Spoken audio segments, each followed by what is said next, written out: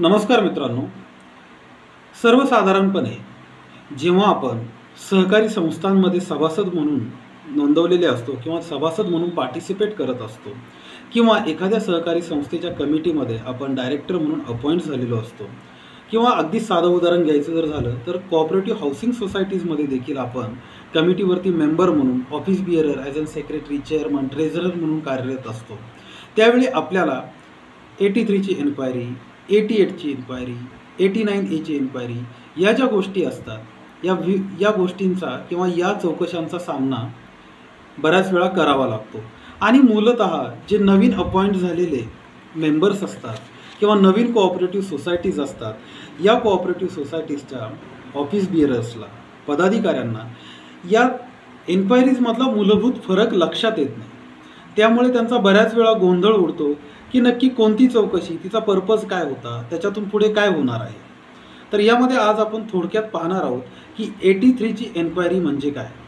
जेव्हा संस्थेचे सभासद हे 1/5 सभासद म्हणजेच 1/5 सभासद जेव्हा रजिस्ट्रार साहेबांकडे लेखी स्वरूपात कळवतात की आम्हाला अशा पद्धतीची एन्क्वायरी संस्थेमध्ये घडवून आणायची आहे की ज्यामुळे त्यांना असं वाटत असेल की काही फायनान्शियल मिसमॅनेजमेंट होत आहे, इररेग्युलॅरिटीज होत आहेत, तर अशा 1/5 सभासदांच्या लेखी निवेदनानंतर, अर्जानंतर रजिस्ट्रार, कोऑपरेटिव्ह सोसायटीजचे रजिस्ट्रार हे 83ची इन्क्वायरी इनिशिएट करू शकतात. किंवा जर 81मध्ये जी ऑडिटची प्रोव्हिजन आहे त्या ऑडिटच्या प्रोव्हिजनमध्ये ऑडिटरनं 81(5)(b) नुसार ऑडिट रिपोर्ट बरोबर अशा फायनान्शियल इररेग्युलॅरिटीज जर त्यांना ऑब्झर्व झालेल्या असतील तर त्या फाइंडिंग्सवरती काही स्पेशल रिपोर्ट रजिस्ट्रार यांच्याकडे सबमिट केलेला असेल तर त्या बेसिसवर देखील 83ची इन्क्वायरी रजिस्ट्रार लावू शकतात. आणि ही 83ची इन्क्वायरी रजिस्ट्रार त्यांनी अपॉइंट केलेल्या एखाद्या पदाधिकाऱ्याकडनं, चौकशी अधिकाऱ्याकडनं लावून घेतात. आणि त्यामध्ये काय होतं, 83ची इन्क्वायरीचा बेसिक पर्पज काय आहे, तर 83च्या इन्क्वायरीचा बेसिक पर्पज हा आहे की ऑडिटच्या स्टेजमध्ये 81मध्ये जर काही स्पेशल रिपोर्ट ऑडिटरनं सबमिट केलेला असेल रजिस्ट्रार साहेबांकडे, त्यात काही इररेग्युलॅरिटीज असतील तर त्या स्पेशल रिपोर्टच्या बेसिसवरती फॅक्ट फाइंडिंग्स करणं किंवा 1/5 सभासदांनी किमान रजिस्ट्रार साहेबांकडे जर संस्थेच्याबद्दल चौकशी संबंधात निवेदन दिलेलं असेल तर त्या निवेदनाच्या बेसिसवरती 83 अनुसार फॅक्ट फाइंडिंग्स करणं म्हणजेच सत्यता पडताळून पाहणं.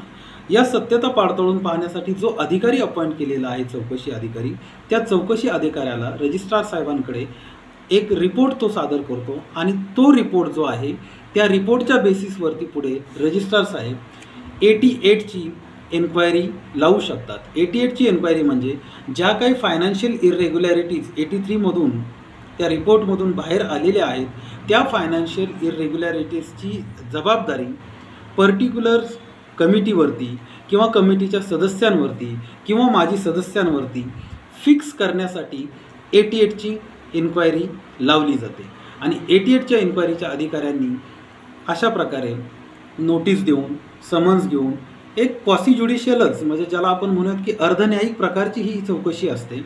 आणि 88च्या फाइंडिंग्समध्ये जर त्यांनी अशा काही फाइंडिंग्स दिल्या की बाबा ज्या काही इररेग्युलॅरिटीज 83च्या रिपोर्टमधून पुढे आलेल्या आहेत त्या इररेग्युलॅरिटीजच्या ज्या जबाबदाऱ्या आहेत त्या अमुक सभासदांवरती किंवा अमुक कमिटीवरती किंवा अमुक कमिटी मेंबरवरती फिक्स करण्यात आलेल्या आहेत, तर त्या कमिटी मेंबरवरती रजिस्ट्रार साहेब कायदेशीर कारवाई करू शकतात. 89A ची इन्क्वायरी. आता 83ची इन्क्वायरी झाली. 83मधून आपण काय केलं, 83च्या चौकशी अधिकाऱ्यांनी एक रिपोर्ट सबमिट केला रजिस्ट्रार साहेबांना. रजिस्ट्रार साहेबांच्या पुढे ज्या काही इररेग्युलॅरिटीज त्या रिपोर्ट अनुसार आल्यात त्या इररेग्युलॅरिटीज ज्या आहेत त्या इररेग्युलॅरिटीजची निश्चित जबाबदारी पर्टिक्युलर कमिटी मेंबरवरती किंवा पर्टिक्युलर कमिटीवरती फिक्स करण्यासाठी 88ची चौकशी झाली. 88च्या चौकशीमधून ज्या काही फाइंडिंग समोर आल्या त्यावरती रजिस्ट्रार साहेब आता ॲक्शन घेतात किंवा कायदेशीर तरतूद जी असेल त्या तरतुदीप्रमाणे त्या पर्टिक्युलर कमिटीला पनिटिव्ह किंवा जे काही फाईन्स असतील त्या फाईनप्रमाणे लीगल ॲक्शन्स रजिस्ट्रार साहेबांकडून प्रोसीड केल्या जातात. आता 89A ची इन्क्वायरी. 89A ची इन्क्वायरी आणि 88मध्ये बेसिक डिफरन्स हा आहे की 88मध्ये ऑलरेडी ज्या फॅक्ट्स 81Aच्या स्पेशल रिपोर्टच्या बेसिसवरती जी 83ची इन्क्वायरी झाली त्यातून पुढे आलेल्या आहेत, त्या रिपोर्टच्या जबाबदाऱ्या निश्चित करण्यासाठी 88ची क्वासी ज्युडिशियल इन्क्वायरी लावली गेलेली आहे. परंतु 89A रजिस्ट्रार यांना स्वतःला अधिकार आहेत.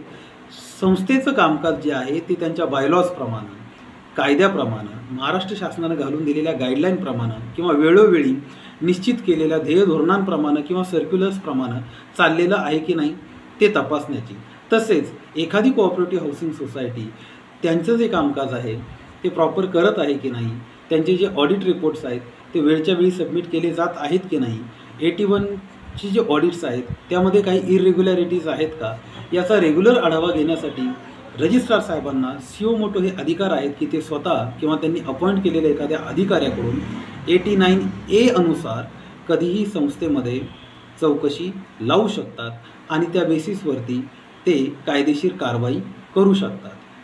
लक्षात घ्या मित्रांनो, 83ची इन्क्वायरी, 88ची इन्क्वायरी किंवा 89A ची इन्क्वायरी या ज्या गोष्टी आहेत या फार सिरियस मोडवरती ट्रीट केल्या जातात. यावरून जर काही फाइंडिंग्ज अशा आल्या आणि ज्यामध्ये जर गिल्टी सापडले पर्टिक्युलर कमिटी मेंबर किंवा पर्टिक्युलर कमिटी, तर त्यांच्यावरती बरखास्तीची कारवाई देखील पुढे केली जाऊ शकते. दंडात्मक वसुली तर केली जाऊ शकते किंवा त्यांनी जे काही फायनान्शियल लॉसेस केलेले आहेत त्याची देखील रिस्पॉन्सिबिलिटी फिक्स केली जाऊ शकते. परंतु यामध्ये सदस्यांचं सदस्यत्व किंवा कमिटीचा जो कार्यकाल आहे त्यावरती देखील गदा येऊ शकते. त्यामुळे या तिन्ही ज्या इन्क्वायरीज आहेत याच्यावरती जेव्हा कमिटी मेंबर्स काम करत असतात त्यावेळी त्यांनी फार सिन्सिअर अप्रोच ठेवणं गरजेचं आहे.